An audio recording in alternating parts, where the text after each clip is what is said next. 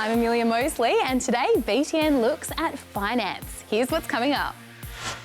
We find out all about the stock market and shares, and put a teenager in charge of his family's finances for a whole month.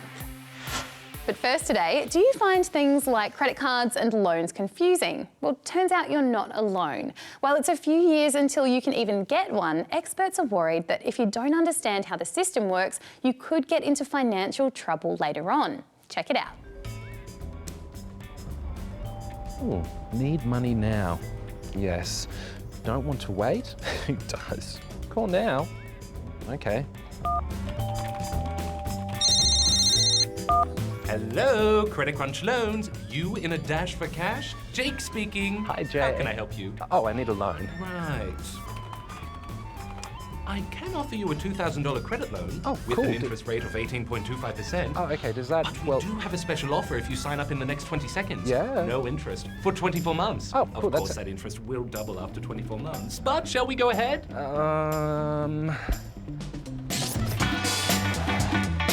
Credit cards, interest rates, loans, it can all sound pretty confusing.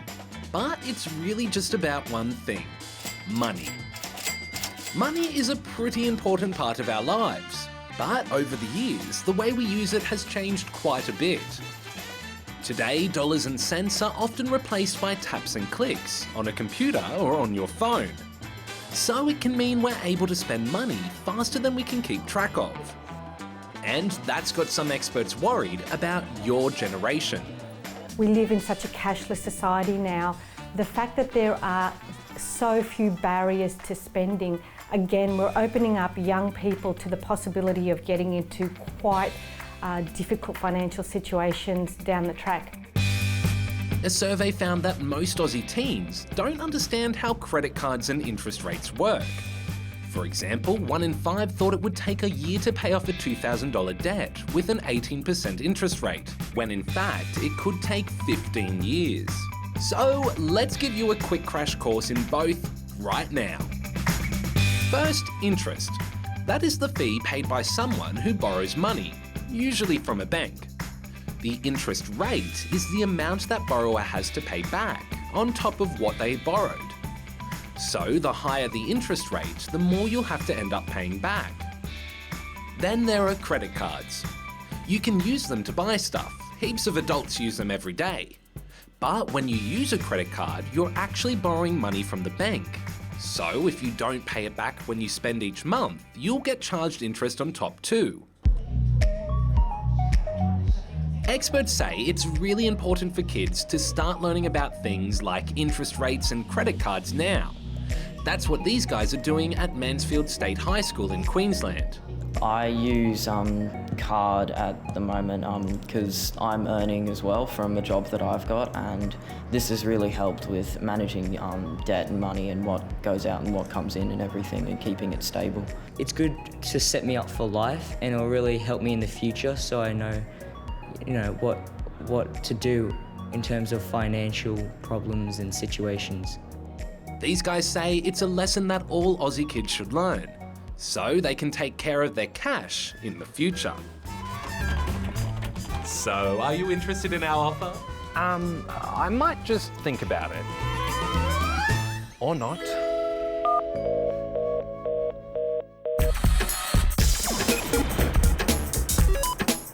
In money terms, if you are in debt, you are said to be in the black, in the red, or in the blue.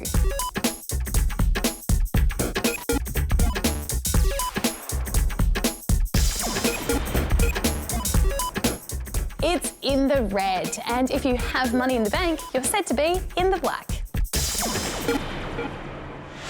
Now we're going to take a look at the share market. You see people talking about shares on the news every night, but what does it all mean? And why does their value go up and down all the time? Let's find out. If I was to start a business... What's that? I've started a business. It's called Behind the Biscuit. And my business started going really well. I'll take 200. Really? Okay. I could decide to take it up a notch. I think I need to create 10 new flavours and open a series of shops. One of the ways I could get the money to make my business bigger and better is by selling shares.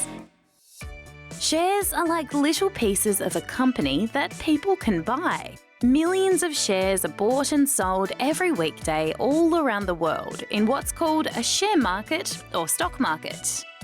It's not just entrepreneurial bakers that can sell shares, all sorts of different companies can.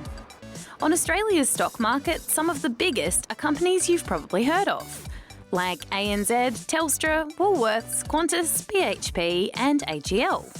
So we know companies sell shares to raise money, but why do people buy shares? You told me I had to, and that I would make lots of money. Well, yeah, exactly. It's about money.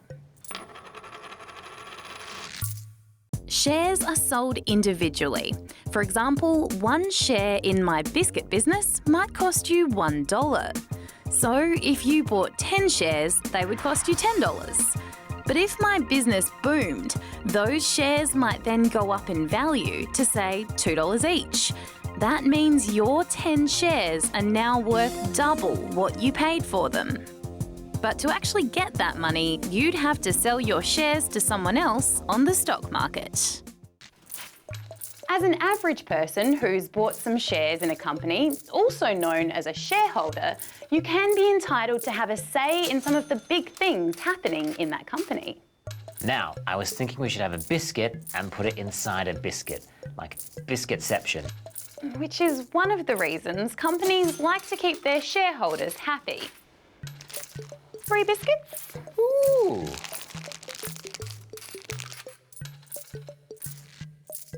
But shares, like people, can be fickle things. Their value can go up and down all the time, depending on how popular they are, how the economy's going, or how much spare cash people have to spend on things like biscuits. But mostly, the price of shares really comes down to how people feel about a company and its future. Is that a hair? That's why when you hear about a company caught up in a scandal, you might also hear about their shares dropping in value. Unfortunately, some businesses never get that chance. No more biscuit business then. Yeah, no. The shareholders voted to fire me. So, yeah. I'm baking cupcakes now, though.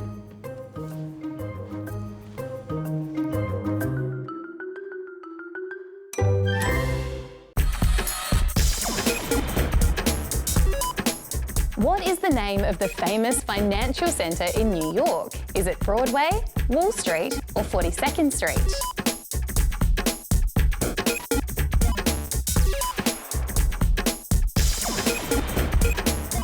It's Wall Street. You probably hear adults talking about money stuff like tax and budgets, but how much do you know about finance? A lot of experts say that Aussie kids need to brush up on their financial literacy, and that's why ABC Me started Teenage Boss. With coaching from maths guru Eddie Wu, some young Aussies took over their family's finances for a whole month. Here's what happened. Vasanth is 13. He loves getting around on his scooter.